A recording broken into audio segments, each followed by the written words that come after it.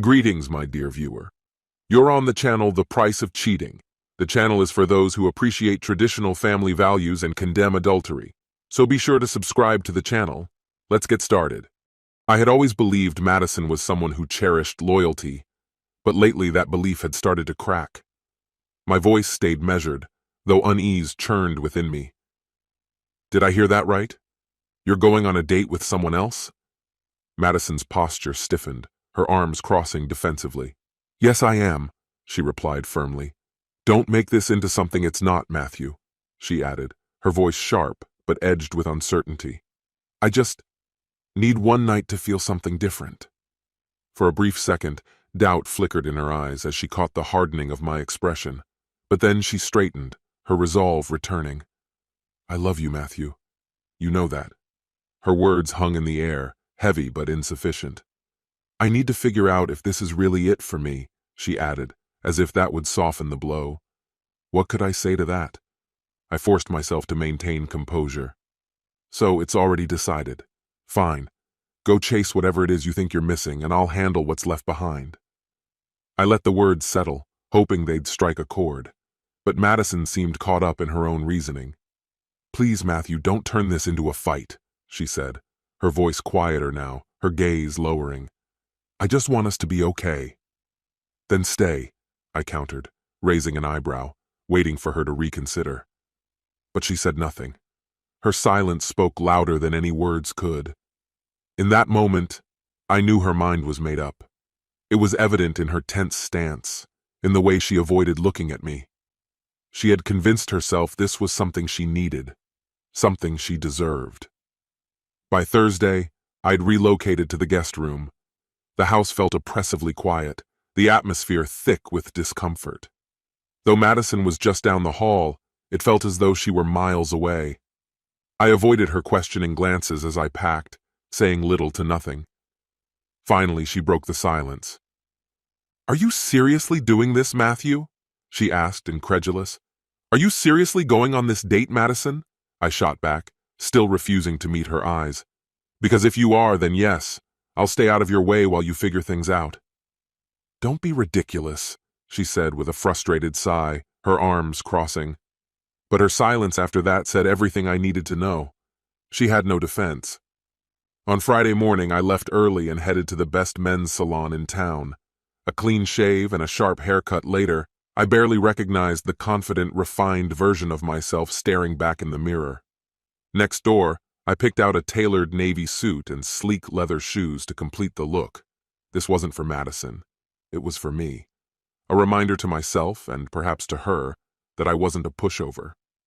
On the way home, I had my car washed, ensuring everything about me was polished and in order. When I walked through the door, Madison was coming down the stairs. She looked stunning. Her red dress hugged her frame perfectly, her heels adding a sharp elegance. Her steps faltered for a moment as our eyes met. Matthew, she began, her voice hesitant. I cut her off. Save it, I said coolly, grabbing my keys. I have plans tonight. Her eyes widened. What do you mean?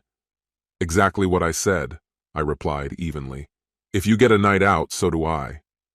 I left before she could respond, picking up Karina, a co-worker whose bright smile and quick wit had caught my attention recently. The evening was a breath of fresh air. In a cozy jazz bar, we laughed and talked, the music blending seamlessly with the warmth between us. On the dance floor, her hand found mine, and for the first time in days, I let myself relax. When I returned home just after midnight, the faint trace of Karina's perfume still lingered on my collar. Madison was waiting near the door, her expression a mixture of frustration and unease. Where were you? She demanded, her voice sharp with accusation. Out, I said simply, giving her the same ambiguous answer she'd given me. Her frustration flared. You could at least tell me who you were with. Oh, like you told me? I shot back, shrugging as if it were nothing. Why should I? She hesitated, momentarily thrown. I could see doubt creeping into her features, but she quickly masked it. Did you have fun? She asked, attempting nonchalance but failing. Actually, yes, I said, surprising even myself with the honesty. Turns out there are people who value my company. Her face paled. She opened her mouth as if to say something, but hesitated. "Matthew, you don't have to do this," she finally said, her tone softer now. "Tonight was just something I needed. And I needed you not to betray me," I shot back, my anger rising to the surface. "So tell me, who was it, Madison? Does he have a name?" "That's none of your business," she snapped, though her voice wavered with guilt. "None of my business?" I repeated, incredulous. "I think I have every right to know who my wife decided to share herself with." Her silence was deafening, and for the first time, I saw her defenses crumble. "Matthew, I never meant to hurt you," she whispered.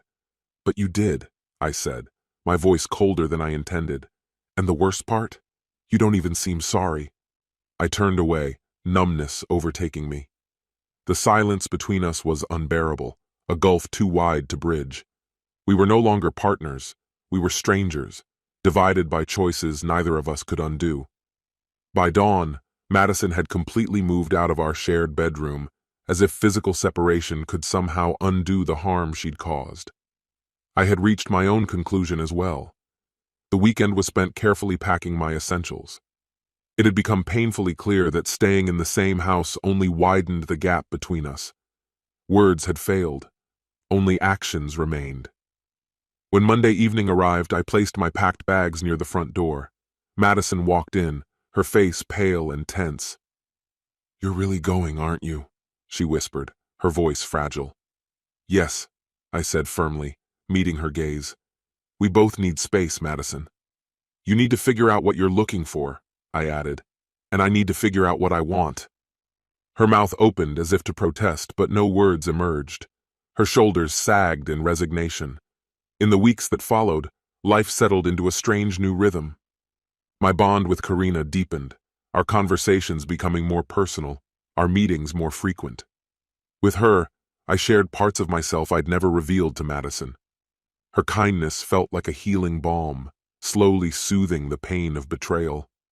For the first time in a long while, life began to feel vibrant again.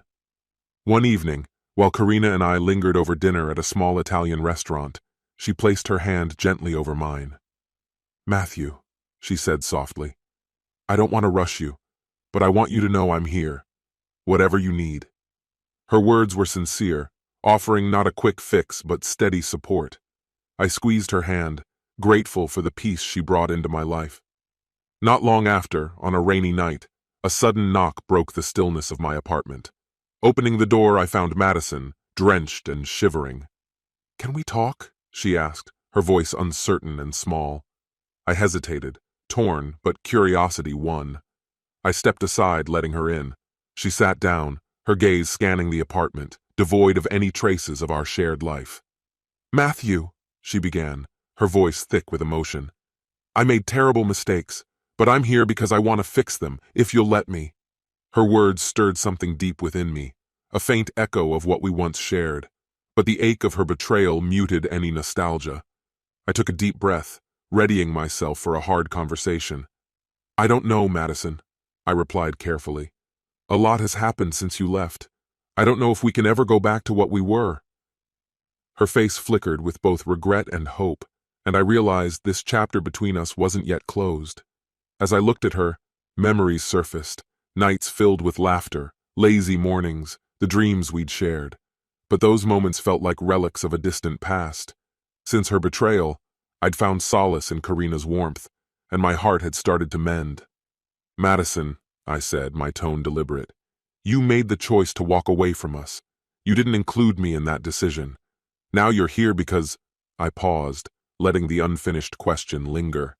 She clasped her hands tightly, her gaze steady.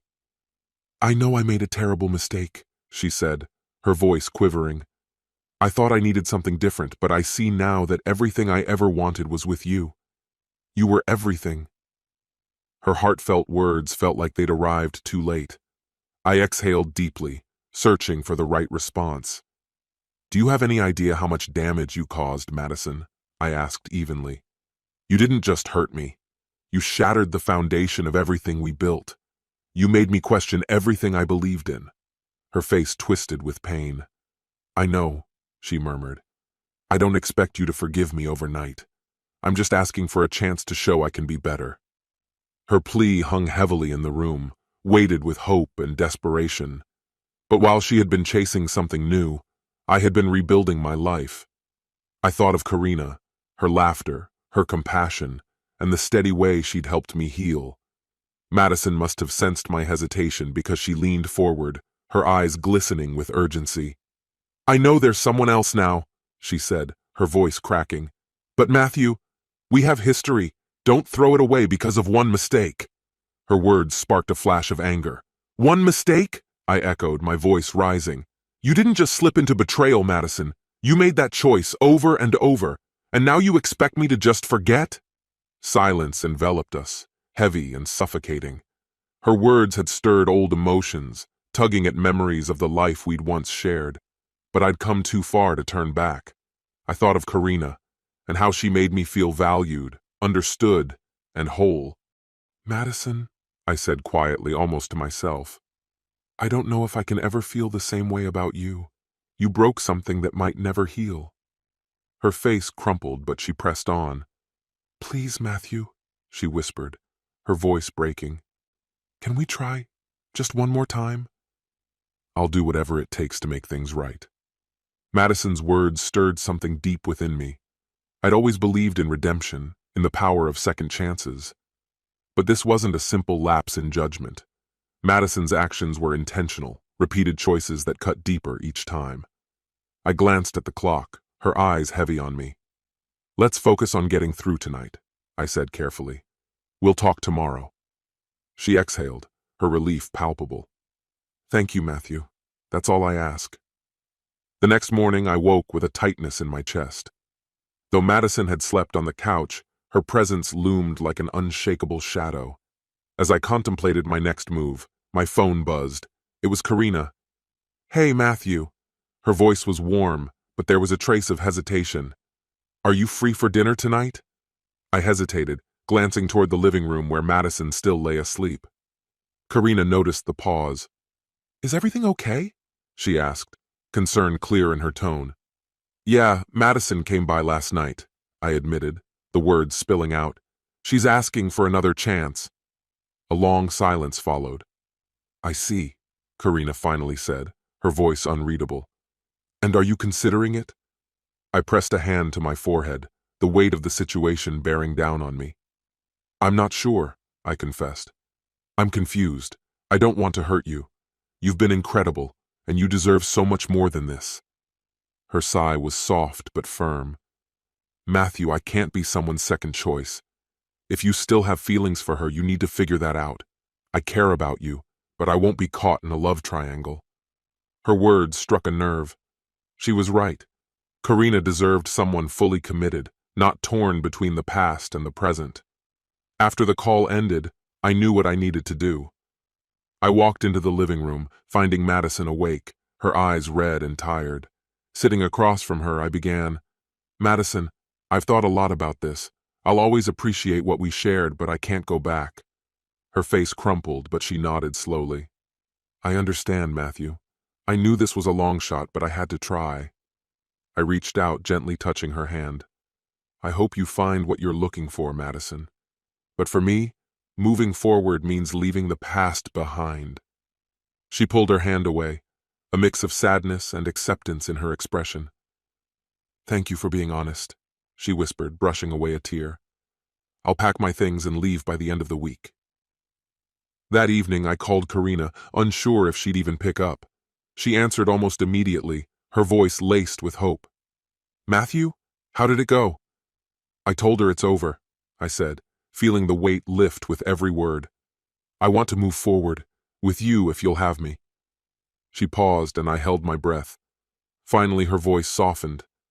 "I'd like that, Matthew, but let's take things slow, one step at a time." Relief surged through me, and for the first time in a long while I felt a sense of peace.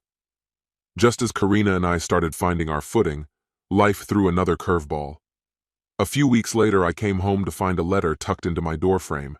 It was from Madison. "Matthew, I know we've said our goodbyes, but there's something I need to tell you. I'm not asking for forgiveness, but you deserve the truth. Please meet me at Coffee and Cover on Thursday at 6 p.m. if you're willing. Madison Curiosity gnawed at me. Despite everything, I felt compelled to hear her out.